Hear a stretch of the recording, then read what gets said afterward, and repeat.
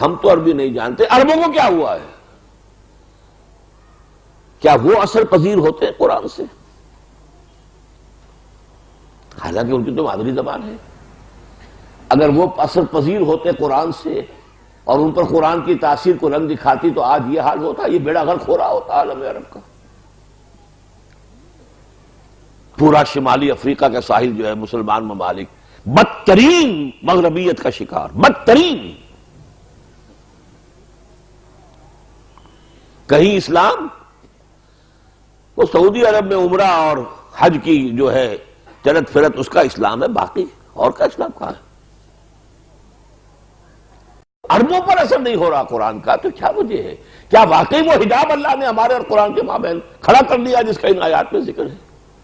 جعلنا بینک وبین الذین لا یؤمنون بالآخرۃ حجابا مستورا۔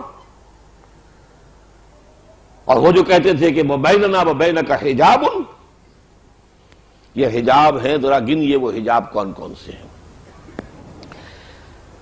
میں نے غور کیا تو مجھے نظر آیا کہ سب سے بڑا حجاب جو ہے irrelevance کا ہے۔ ہم قرآن کو پڑھتے ہوئے یہ محسوس کرتے ہیں، برا نہ مانیے میں کچھ ننگی باتیں ننگے الفاظ میں کچھ کہوں گا، کہ ہم سے کیا تعلق اس کا؟ This Quran is not relevant to us۔ کیوں؟ مکی قرآن کا تجزیہ کیجئے، اس میں سب سے زیادہ مباحث ہیں ایمان کے۔ بھئی ہم تو مانتے ہیں پہلے ہی سے، تو ہم سے تو متعلق نہیں ہے بحث،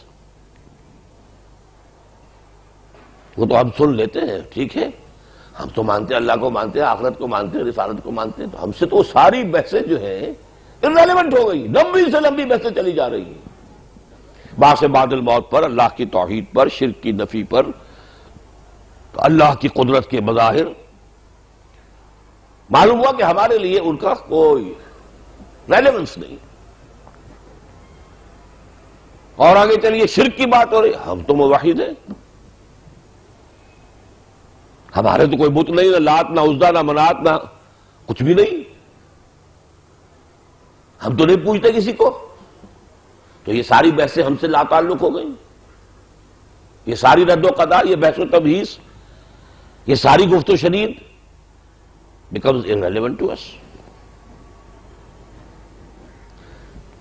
پھر سب سے بڑا مضمون بار بار بار بار قصص النبیین، انباء الرسل، بھائی پچھلی اساطیر الاولین ہے، کہانیاں ہیں، اور کیا ہے؟ اب نہ کوئی نبی ہے نہ آئے گا، نہ کوئی رسول ہے نہ آئے گا۔ پریکٹیکل ریلیونس ختم ہو گیا کہ نہیں؟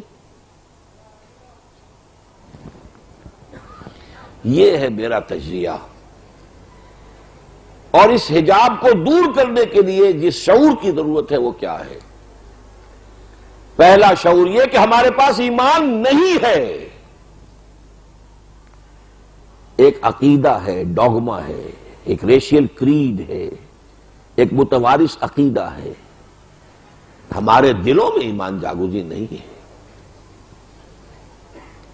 یہ سمجھنا کہ ہمارے پاس ایمان ہے وہی حماقت ہے جو کی تھی بدوؤں نے، قالت الاعراب آمنا قل لم تؤمنوا ولکن قولوا اسلمنا ولما يدخل الايمان في قلوبكم۔ یہ بدو کہتے ہیں کہ ہم ایمان لے آئے، کہہ دیجئے تم ایمان ہرگز نہیں لائے ہو۔ ہاں یہ کہہ سکتے ہو کہ ہم مسلمان ہو گئے، لیکن ابھی تک ایمان تمہارے دلوں میں داخل نہیں ہوا ہے۔ جب تک یہ ہمارا زوم ختم نہیں ہوگا کہ ہم تو صاحب ایمان ہیں، ان ساری بحثوں سے ہماری کوئی دلچسپی نہیں۔ اساطیر الاولین، میں لفظ بھی بڑا سخت استعمال کر رہا ہوں، جو کفار کہتے تھے اساطیر الاولین، ہمارے لیے بالفعل پریکٹیکلی وہ ساری بحثیں جو ہیں اساطیر الاولین کے درجے میں ہیں۔ واقعہ یہ ہے کہ ان اعتبارات سے غور کیجئے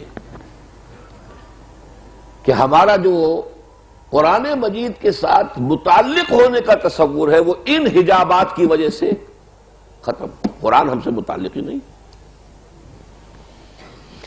زیادہ سے زیادہ یہ ہے کہ کہیں پر نماز کا ذکر آ گیا، کہیں روزے کا ذکر آ گیا، کہیں کچھ اخلاقی تعلیم، وہ ہم سمجھتے ہیں کہ ہاں یہ اس کا تعلق ہم سے ہے۔ یہ ٹوٹل قرآن کا کتنا حصہ ہوگا؟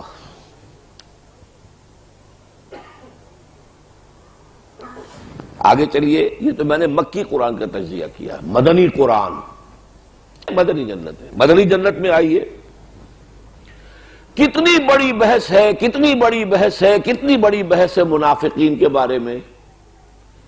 ہمارا احساس کیا ہوتا ہے؟ ہم سے کیا سروکار اس کا، اب کوئی منافق تھوڑا ہی ہے، وہ تھے ان سے بات ہو رہی ہے، کوئی سروکار نہیں ان سے۔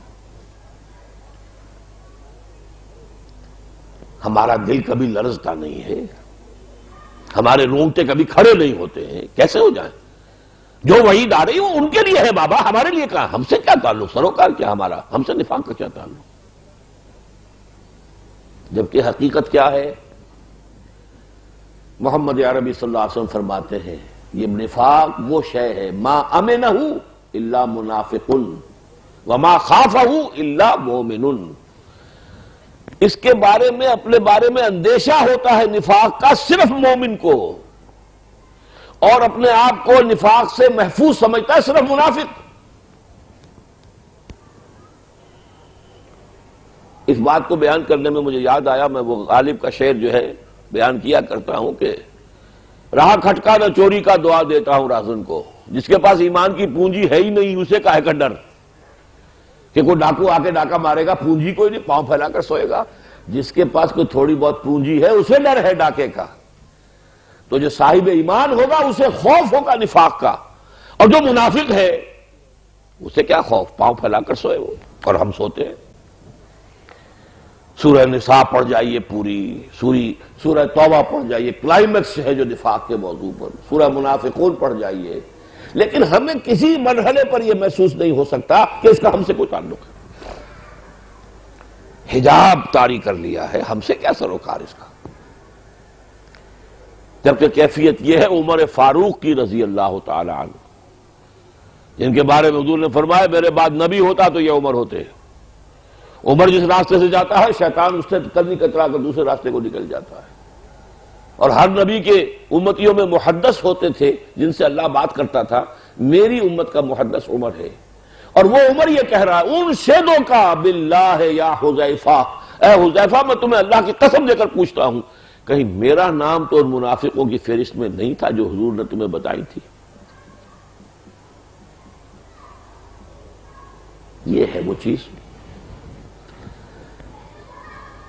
اگر اس سے اپنے آپ کو محفوظ اور معمون اور مسئون اور بالکل بری اور پاک اور عرفہ اور اعلیٰ اور منزہ نہ سمجھے تو پھر ہمیں ان آیتوں سے بھی کچھ ملے گا، کچھ فائدہ ہوگا، کچھ ہمارے جو ہے زنگ دھلیں گے، کچھ میل جو ہے وہ صاف ہوں گے، لیکن جب سروکاری نہیں، تعلق ہی نہیں۔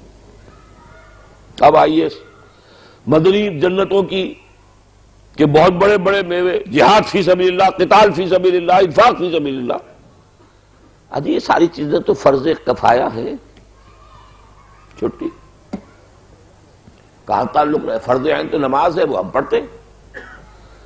فرض عین روزہ ہے، ہم رکھے، ہم نے پورے رکھے، 29 رکھے۔ یہ چیزیں جو ہیں یہ تو خاص وقت کی تاریخ کہہ لیں، ان کو فرض کفایہ کہہ لیں، جہاد کو لازم تو نہیں، وہ حصہ بھی ہم سے منقطع ہے، کوئی تعلق ہی نہیں۔ پڑھ جائیں گے پوری سورہ، سب پڑھ جائیں گے، لیکن مجال ہے کہ ذرا سا انٹروسپیکشن ہو، ذرا سا انسان اپنے اندر جو ہے درو بینی سے کام، لیکن میں کہاں کھڑا ہوں؟ غالباً شیخ سعدی کا شعر ہے یہ کہ جان جملہ علم ہا این است و این تابدانی من کیم در یوم دین، کل علم کا خلاصہ لب لباب یہ ہے کہ تم یہ جان لو کہ قیامت کے دن تم کہاں کھڑے ہوگے، منافقوں کی فہرست میں ہوگے یا مومنوں کی فہرست میں ہوگے۔ تابدانی من کیم در یوم دین۔ سورہ صف پوری پڑھ گئے، کوئی ارتعاش تک نہیں ہے ہمارے اعصاب کے اوپر، کوئی فکر نہیں، کیا ہے یہ چیزیں ہیں، یہ فرض کفایہ ہے، اس کا کوئی تعلق ہر مسلمان کی زندگی سے نہیں ہے۔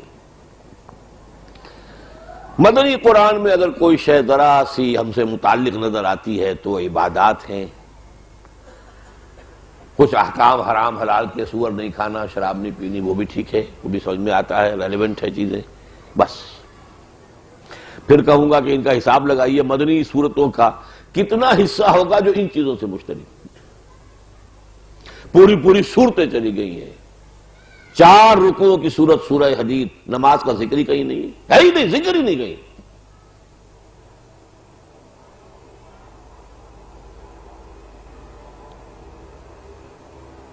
کس چیز کی اہمیت ہے؟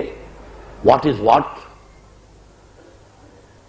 کس شے کی تقدیم ہے، کس کی تاخیر ہے، کون زیادہ اہم ہے، کون کم اہم ہے، کون اولیت کی حامل ہے، کون ثانویت کے درجے میں ہے، یہ اگر فکر نہیں ہے تو ظاہر بات ہے ان چیزوں سے ہمارا تعلق